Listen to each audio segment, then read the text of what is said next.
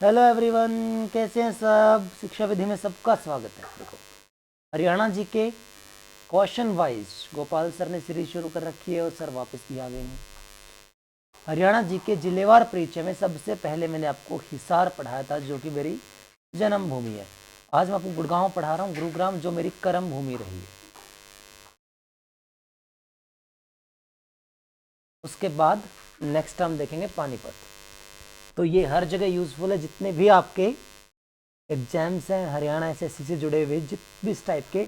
और इसमें मैंने क्योंकि बुक जो यूज़ की है वो हाईएस्ट लेवल की है, तो एचपीएससी और एचसीएस लेवल तक भी ये डाटा आपके काम आएगा ही आएगा। और इसमें सारे टाइप्स मैंने सिस्टमेटिक लगा के ऑर्गेनाइज कर रखे हैं, ताकि काफ़ी आसानी आपको रहे। तो चलिए शुरू करते हैं। सबसे पहले लोकेशन और नेबर्स देखते हैं, क्या स्थिति है गुड़गांव की और क्या पड़ोसी हैं इसके आसपास। तो देखो, सबसे पहले बात करते हैं गुड़गांव एस्टेब्लाइज कब हुआ था। आजकल ने दोबारा गुरुग्राम कर दिया, तो विल से गुरुग्राम।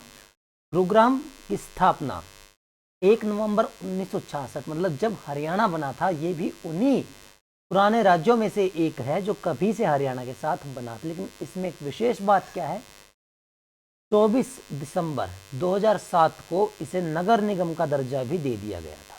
और 2008 में फाइनली गुरुग्राम को नगर निगम बना गया। गुरुग्राम मोस्टली किस कॉमन नेम से जाना जाता है, वो है साइबर सिटी। गुरुग्राम को हम कॉमन साइबर सिटी के नेम से भी जानते हैं। टेक्नोलॉजी का जो पैटर्न है यहाँ पे बहुत एडवांस पैटर्न है। हरियाणा का मैप है, बहुत गंदा बना हुआ है मैं जानता हूँ, पर इससे अप्रोक्सीमेट आइडिया आपको देता हूँ। जैसे हम डायरेक्शन से डिसाइड करते हैं ना भाई, ये नॉर्थ है, ये आपकी साउथ है, ये आपकी ईस्ट है, ये वेस्ट। तो उस हिसाब से मैंने आपको समझाने के लिए बनाया है।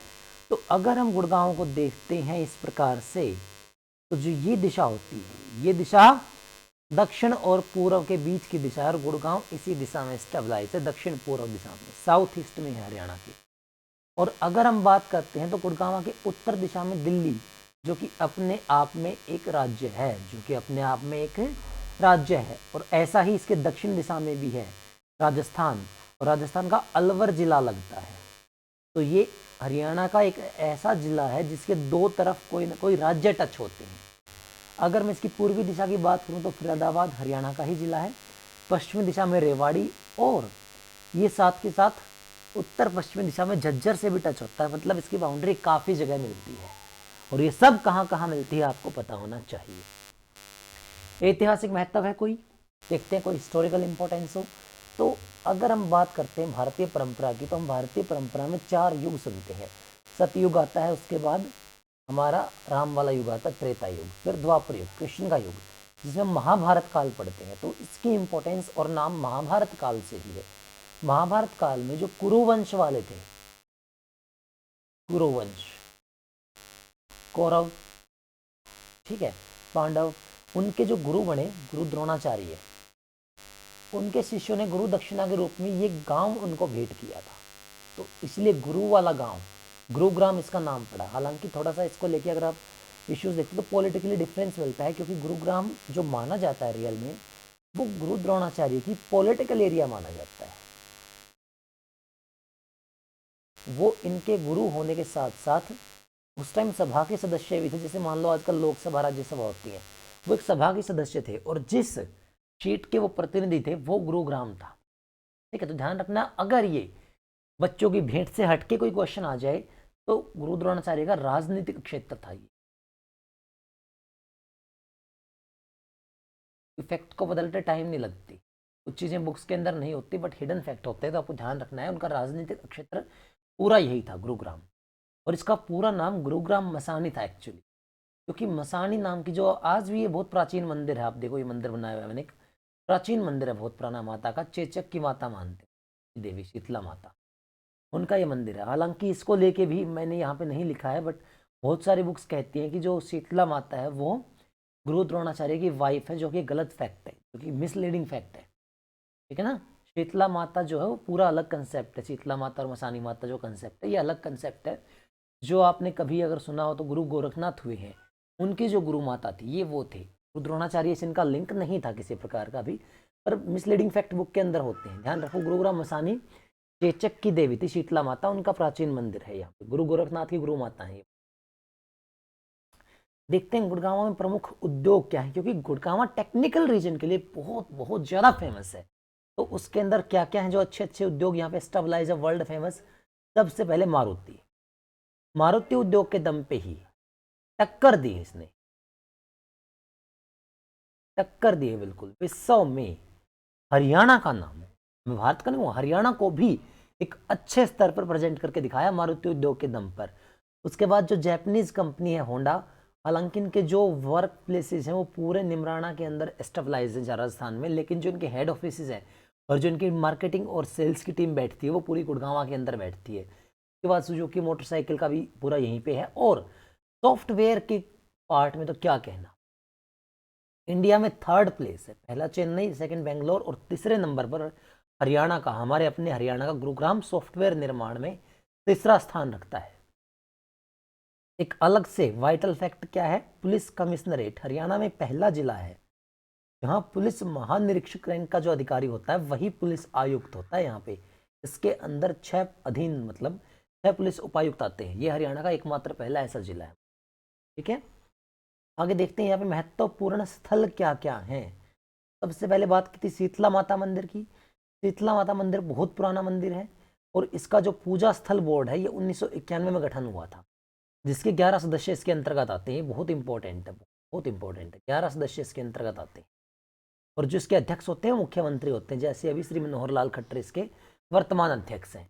ये मतलब फिक्स कर रखा है गवर्नमेंट ने।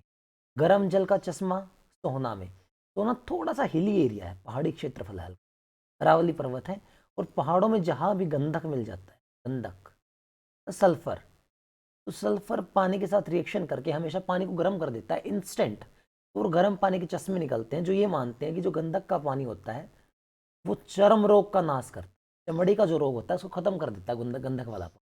तो गर्म पानी का चश्मा जो है सोहना के अंदर है, सोहना गुड़गांव का एक हिस्सा है। सल्फर की वजह से गर्म पानी मिलता है और चर्म रोग का नाश करता है। ये बहुत दर्शनीय स्थल है।